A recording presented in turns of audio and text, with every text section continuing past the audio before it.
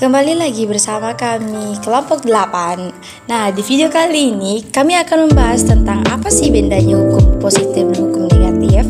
Hukum positif di sini artinya hukum yang sedang berlaku pada suatu tempat tertentu dan di tempat tertentu.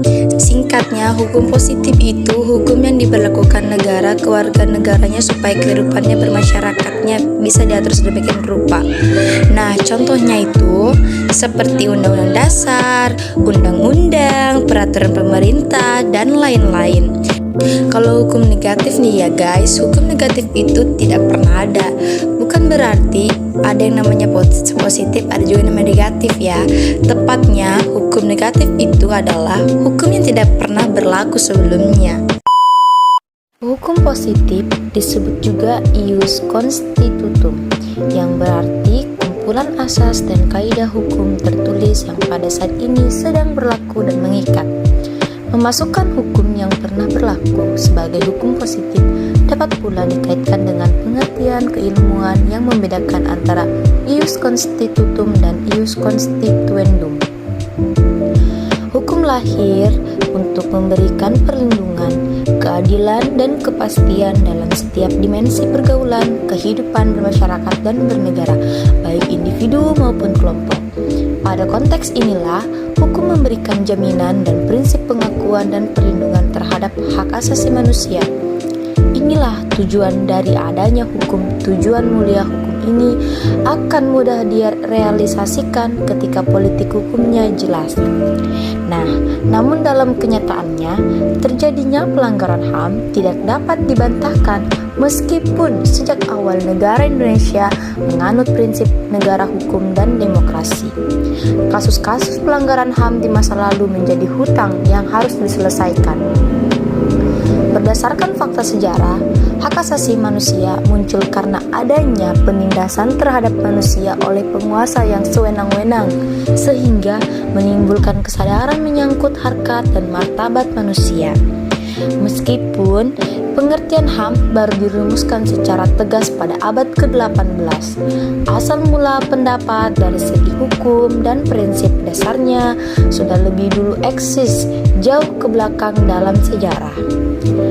Makna kebebasan dalam perspektif hak asasi manusia secara universal dapat dilihat pada Preamble Universal Declaration of Human Rights 1948 yang menyatakan bahwa selaras dengan nilai-nilai kebebasan dalam perspektif hak asasi manusia, doktrin tentang hak asasi manusia sekarang itu sudah diterima secara universal sebagai moral, politikal, legal, framework, dan guideline dalam membangun dunia yang lebih damai dan bebas dari ketakutan dan penindasan serta perlakuan yang tidak adil. Selanjutnya, bagaimana sih pembahasan HAM dalam hukum itu? Sebelum masuk ke pembahasan, mari kita cari tahu apa itu HAM. Apa itu HAM? HAM adalah hak dasar yang dimiliki oleh manusia sejak lahir. HAM berlaku kapanpun, dimanapun, dan kepada siapapun. HAM tidak dapat diganggu-gugat dan tidak bisa dicabut karena merupakan anugerah yang dimiliki setiap manusia. Macam-macam HAM: hak asasi pribadi, hak asasi politik, hak asasi hukum, hak asasi ekonomi, hak asasi peradilan, hak asasi sosial budaya. Ya, beruntung juga video itu kemudian tersebar dan kejadiannya terekam ya oleh seseorang. Jadi bisa ada tindak tegas, entah itu dari pihak sekolah ataupun dinas pendidikan terkait. Yang intinya adalah hanya karena hal sepele, nyawa seorang anak bisa hilang di tangan temannya sendiri. Yang lebih miris, hal seperti ini justru terjadi di lingkungan sekolah sendiri. Hak anak untuk mendapatkan pengawasan pun terabaikan. Seperti yang tadi ya, viral di mana-mana video sedang duel kembali menggegerkan dunia pendidikan.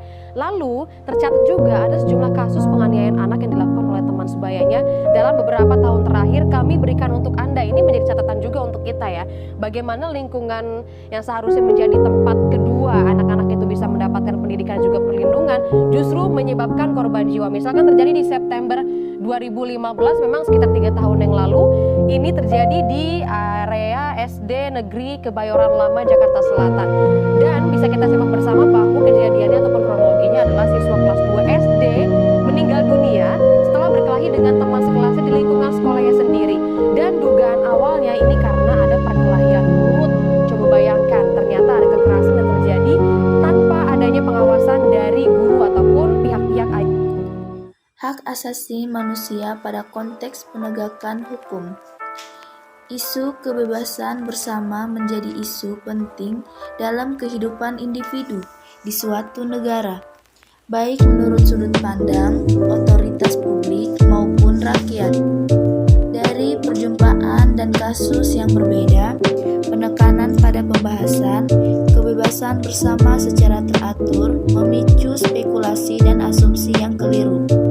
Selain itu, penggunaan bahasa yang sering menjadi persoalan dalam keterkaitan pemahaman tentang pentingnya HAM. Beberapa eksplorasi masa lalu dan penemuan master menekankan kekacauan dan menyalahgunakan bahasa yang normal dalam pembicaraan tentang kebebasan bersama. Penggunaan yang tidak dibedakan, terutama artikulasi seperti kebebasan bersama, hak asasi manusia, kebebasan bersama, dan lain-lain. HAM dalam Undang-Undang Nomor 39 Tahun 1999 tanggal 8 September 1999 merupakan tonggak sejarah bagi kebangkitan kembali HAM yang telah lama diabaikan oleh rezim-rezim sebelumnya. Dengan DPR telah mengesahkan rancangan Undang-Undang HAM menjadi Undang-Undang HAM Nomor 39 Tahun 1999 tentang hak asasi manusia. Apabila dilihat dari aspek penghormatan serta perlindungan terhadap hak asasi manusia secara formal, pemberlakuan undang-undang tersebut merupakan kemajuan yang menggembirakan.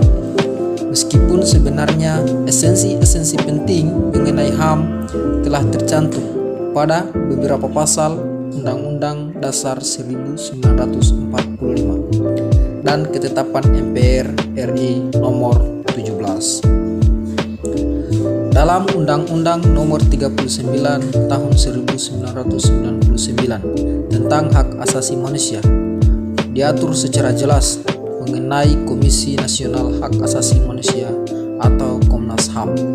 Sebelumnya, Komnas HAM ini dibentuk pada tanggal 7 Juni 1993 berdasarkan Kepres Nomor 50 Tahun 1993 tentang Komisi Nasional Hak Asasi Manusia.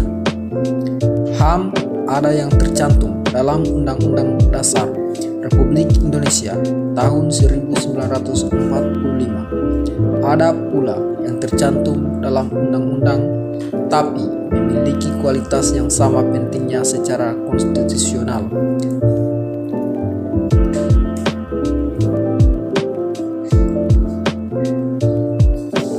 Sehingga memiliki konstitusional importance yang sama. Maka negara wajib untuk memenuhi hak-hak warga negara.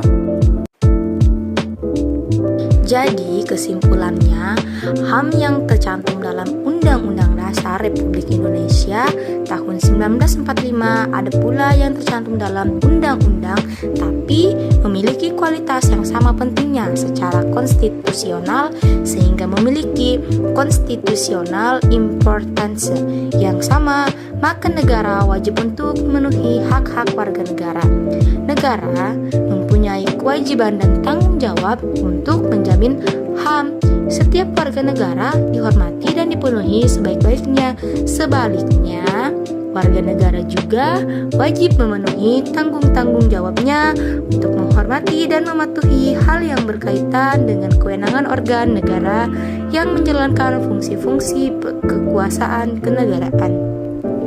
Pemerintah wajib dan bertanggung jawab dalam menegakkan, melindungi, dan menghormati hak asasi manusia sesuai dengan amanat Undang-Undang Dasar Republik Indonesia tahun 1945 serta Undang-Undang Nomor 39 Tahun 1999. Kewajiban dan tanggung jawab pemerintah meliputi implementasi hak asasi manusia dalam berbagai sektor kehidupan berbangsa dan bernegara.